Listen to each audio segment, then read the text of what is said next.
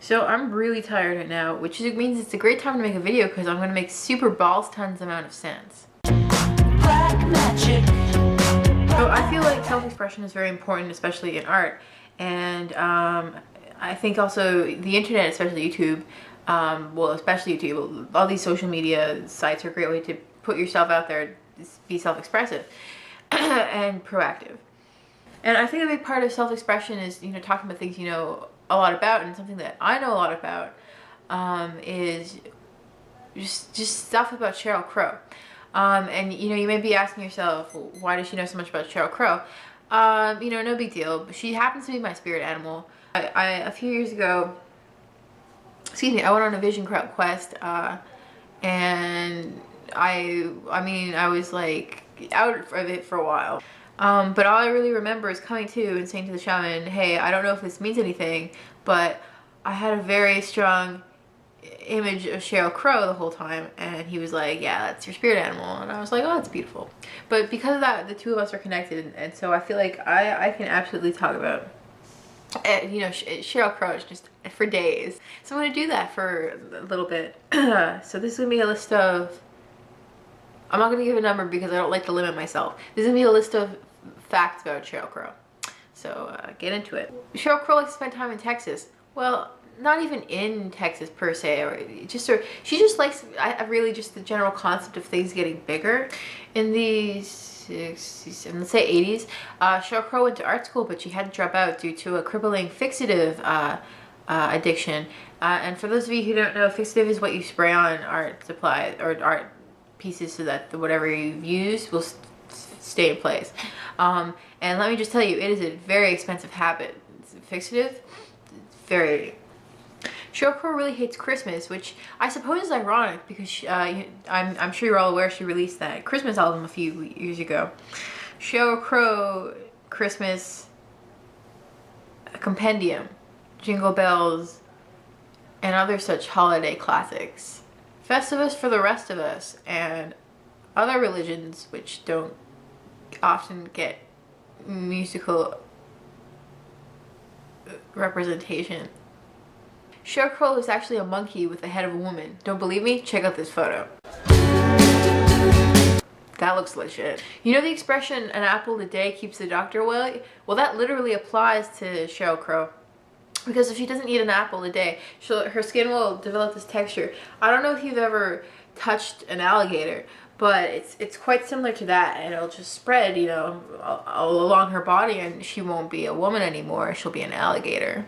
Sheryl Crow only exists within the mind of a small, mentally disabled boy. Back in the day, Sheryl Crow founded a cat sanctuary in New Orleans shortly after Hurricane Katrina for cats who had lost their homes and livelihoods. Well, that's sad. She has like a lot of people. She still goes down. It's really nice, but they don't think she's particularly competent. And they don't really trust her to work, in an intensive way with the cat. So she generally tends to, they'll like give her like something to play with, like a mouse or a ball of yarn. She'll just stay there in the corner having a great time, just, loosening the ball of yarn, batting at the mouse. I feel like the reason she started the cat sanctuary in the first place is that she just truly relates to cats.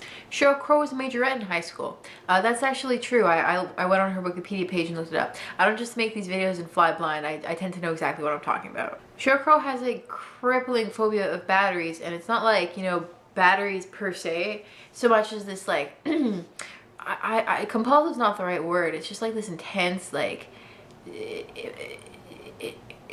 just like ridiculous. Like, ridiculous. You can't justify someone else's fear, right? But or you can't like dismiss it, but just intense fear of, if you have a battery for too long, the acid will come out of it. I'm not a scientist, but essentially it'll leak out. And she's just very afraid of that happening, and being witness to, experiencing just everything. It's just like, it's grotesque to her, and so she very like, there's nothing in her house that's battery operated. her vibrator is completely like rechargeable, but like with a plug outlet. It's like, and it's kind of cute, just kind of shaped like a bunny. I know that earlier I said that Sheryl Crow is a monkey with a face of a woman, but I was wrong. She's actually a woman with the face of a monkey. Seems legit. Sheryl Crow is all about fly fishing. Sometimes when she's in the UK, she contacts Dappy from Indubs, and the two of them go fly fishing.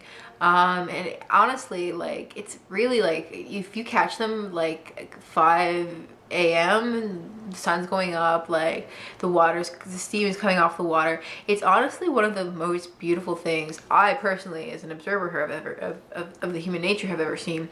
And it quite frankly brought me to tears. Sheryl Crow is a huge proprietor of jazz and jazz fusion, and she herself played trumpet for many years until the Muddy Waters devil entered her soul every time she started to play an instrument. Oh, no, wait, that was an episode of The Mighty Boosh. I guess I've reached the end of my list. So, yeah.